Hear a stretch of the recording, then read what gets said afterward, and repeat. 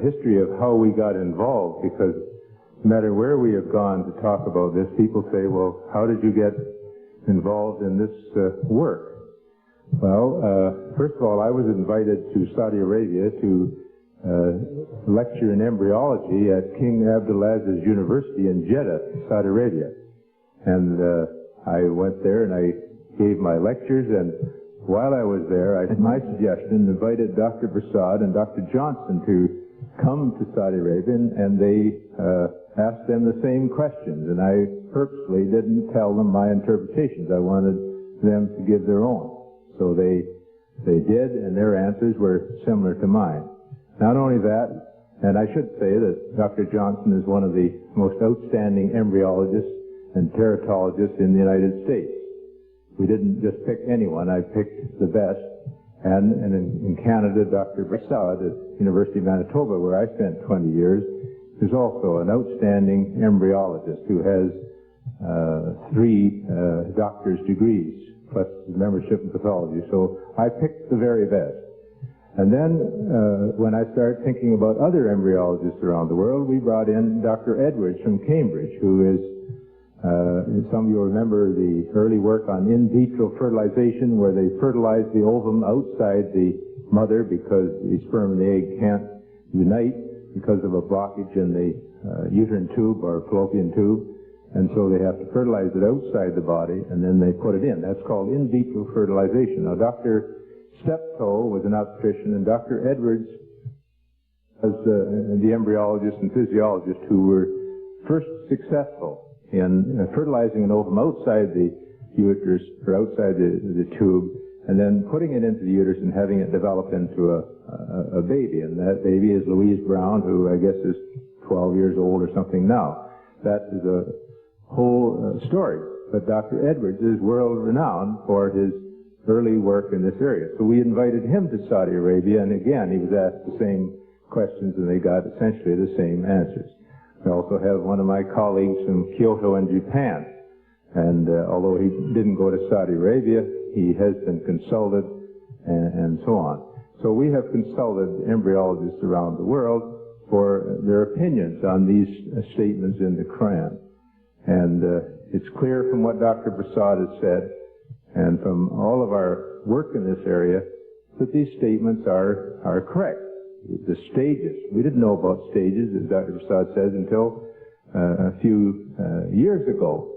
Now we use the stages. We call it stage 1, stage 2. But working with these scholars in Saudi Arabia, we have developed a system of classification which we expect will be used by Muslim medical and other students, health students around the world, because it's a system which follows along with their Quran. In fact, the scholars in Saudi Arabia, along with Dr. Prasad, Dr. Johnson, myself, and others, have translated my book. I have a book in embryology, and they took this and they produced a copy of my book with what they call Islamic additions.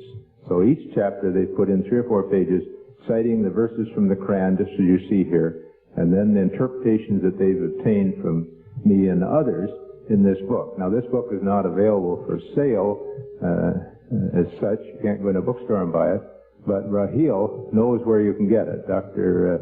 or I should say Sheikh, his name, Mustafa Ahmad in Chicago, and Rahil has his name and so on, and the copies of this book are available to Muslim societies. I have one copy, and anyone wants to borrow it, you can certainly do that. I've loaned that to some of the students who've written essays on this and so on. So we have been involved, and we're still involved.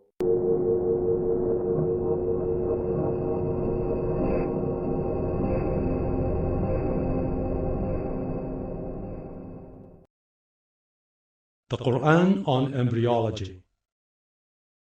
Professor Keith Moore is one of the world's prominent scientists in the fields of anatomy and embryology, and is the author of the book entitled The Developing Human, which has been translated into 8 languages.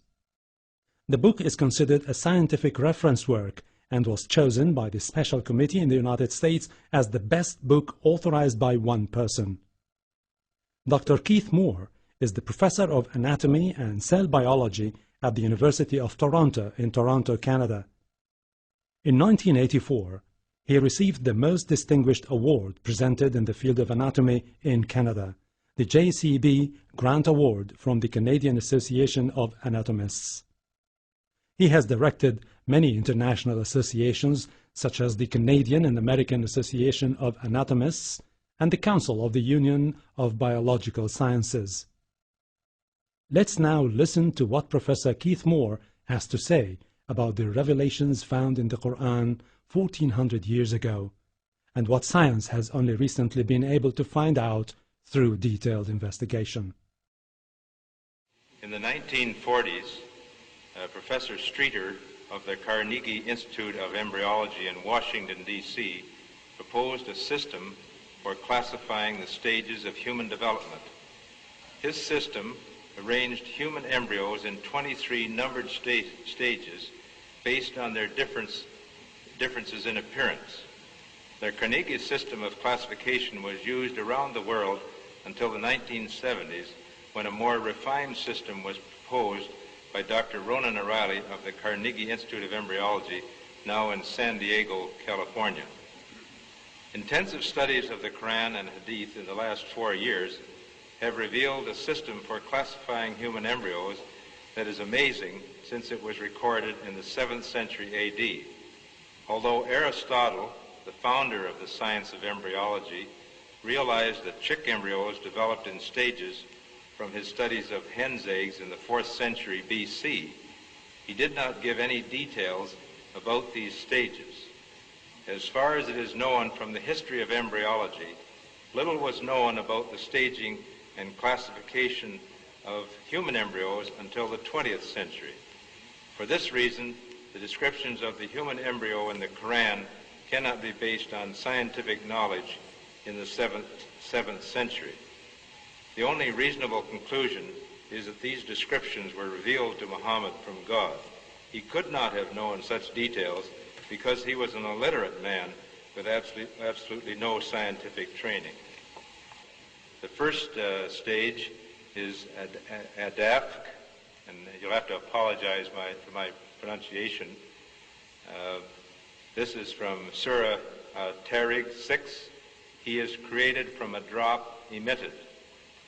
This Arabic term refers to the forceful emission of fluids which occurs during ejaculation in the male and ovulation in the female.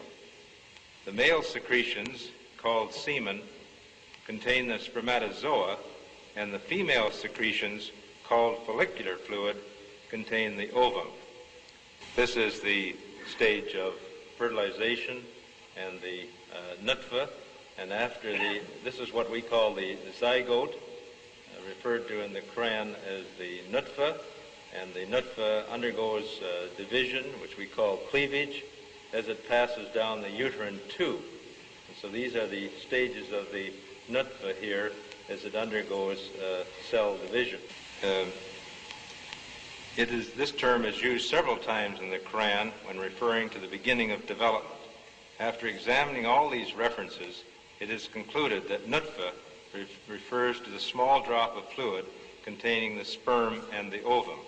The term nutfa is also used to refer to the dividing zygote as it undergoes cleavage, cell division, and passes along the uterine tube to enter the uterus.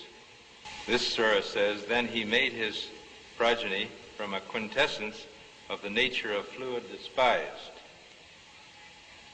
Sulala is an Arabic term, refers to the gentle extraction of the germ or sex cells from the millions that are produced. There are 300 to 500 million sperms in the ejaculate of a healthy young male. Only one of these is extracted from the semen to fertilize the ovum. This shows a photograph of the millions of sperm when they are ejaculated, and only one of these several million sperms is drawn out, which is what is suggested by the word sulala. Now, the same in the case of the ovary. only one ovum reaches maturity and is expelled from the ovary, and it is extracted from the many thousands that are available in the ovary. Again, the idea of extraction or sulala. The next stage is Amshaj, Surah ad Der 2. Verily we created man from a mixture of a germinal drop. Amshaj, then, is an Arabic term, is used in the Quran to describe the mixing of the sperms and the ovum. During fertilization, the ovum rotates within the fluid containing the sperms until one of them is successful in penetrating its covering layers, which we call the corona radiata and the zona pellucida, which is this layer here. I'll read it again in English. It's Surah Abasa 19. He created a new individual from Nutfa and immediately planned and programmed him. That was the first one we had. Oh, there it is. So al-Khalq then is an Arabic term which means coming into being, and is used when referring to the fertilized ovum or zygote. Here you can see the nuclei from the sperm and the ovum uniting to form a new cell, which is the zygote or nutfa, and then here's the zygote or nutfa again, but it's just getting ready to divide into two cells, which we call the dividing zygote or the dividing nutfa. The next stage, al-Takdir, which is the same verse that was just repeated.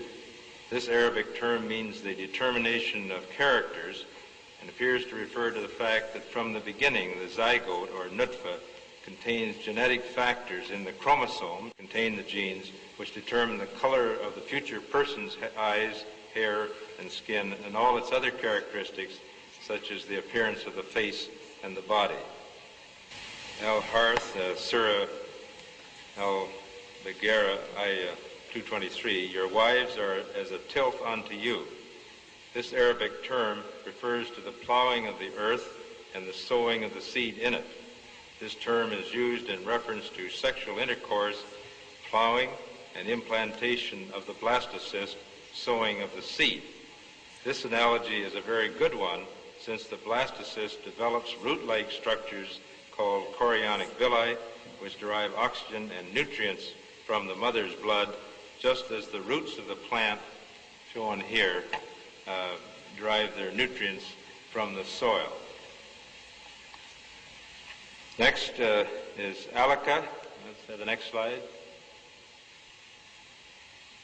Alaka is Surah Al-Mu'minun, Ayah 14. Then we created the drop into a leech-like structure. Then of that leech-like structure, we made a chewed-like substance. Alaka refers to a leech-like appearance, especially at about 22 days, as shown in this slide. This is a leech, and this is the human embryo, about 23 days. I think you have to agree that the similarity between these structures is amazing, and that it is truly, the human embryo is truly leech-like. The leech-like embryo is attached to the chorionic sac, which is embedded in the maternal blood and attached to the maternal endometrium, or the lining of the uterus. This is the Mudga stage, from Surah Al-Mu'minun, Ayah 1 to 14, and I repeated that before. Then we created the drop into a leech-like structure. Then of that leech-like structure, we made a chewed-like substance, which you can see here, and begins during the 6th week. Next stage is Al-Kissa Bil-Lan, Surah Al-Mu'minun, Ayah 14. Then we clothe the bones with flesh. So in the previous stage, then we had the bones, and then we covered the bones with flesh. So this Arabic term means a clothing with flesh, and after the bones form, they become surrounded or clothed by flesh or muscles, which acquire attachments to them. These muscle attachments permit movements of the skeleton to occur. Now this is the final stage of development called Al-Nasha, Then we developed of him another creation. Anasha means growth or coming into being. This undoubtedly refers to the fetal period when there is growth and differentiation of the embryo that developed in the embryonic period. The rate of body growth during the fetal period is remarkable, especially between the 9th and 16th weeks. You can notice how quickly it's growing in this nasha stage, or fetal period as we call it. The next stage is al-Qabliya. This surah says that the duration of pregnancy and separation is 30 months. This Arabic term refers to the viability or ability of the human fetus to survive outside the uterus. There is no definite time when survival of the fetus is assured, but it is generally accepted now that a fetus that is 24 weeks or older has a reasonable chance of survival. Survival of fetuses 22 to 24 weeks old has only become possible in the last few years when better methods of providing care for premature infants were developed. So the period viable embryo or fetus would be here at 24 weeks. We used to say 26, 28, but now with better incubation, some babies at 24 weeks can survive, and we've even had some at 22 weeks, but this takes highly sophisticated incubation to do that. So this period then is the period of viability or the ability of the human fetus to survive. The next stage is the al-Hadana, al-Rahimia. This stage refers to the final stages of fetal development in the uterus when the fetus could survive if born prematurely, but it remains in the uterus where it is supported or nourished by the mother. In most cases, therefore, the uterus acts as an incubator for the premature infant. Weight gain during these final weeks is phenomenal as the fetus accumulates fat and is gradually prepared for birth. This last ayah is Surah Abasa, ayat 19 and 20. From a drop he created him and immediately planned and programmed him. Then he makes his passage easy. This Arabic term means to make the passage easy. It is well known that as the time of birth approaches, the maternal tissues of the cervix and the joints of the pelvis become looser so that the passage of the fetus through the fetal canal will be facilitated. This process, initiated by hormones in the mother's blood, accelerates during the early stages of labor or delivery of the baby. As the amniochorionic sac, that is the bag of waters surrounding the baby, expands near the time of birth, it protrudes into the cervix, that is the neck of the uterus, and causes it to dilate. When the amniochorionic sac ruptures, the amniotic fluid provides a slippery pathway for the fetus to pass along the cervix and vagina to the outside of its mother. All the above occurrences facilitate the birth of the baby, that is, they make the passage easy. The stages of embryonic and fetal development mentioned in the Quran should be used when teaching Muslim students because they are in accordance with our modern understanding of the development before birth. It will also enable Muslim doctors and nurses to explain human development to their patients using Quranic references. Muhammad could not have known these facts about human development in the 7th century because most of them were not discovered until the 20th century. Muslims and others are justified in concluding that these facts could only have been revealed to Muhammad by the one who knows all about us, not only about how we developed, but how we live and function.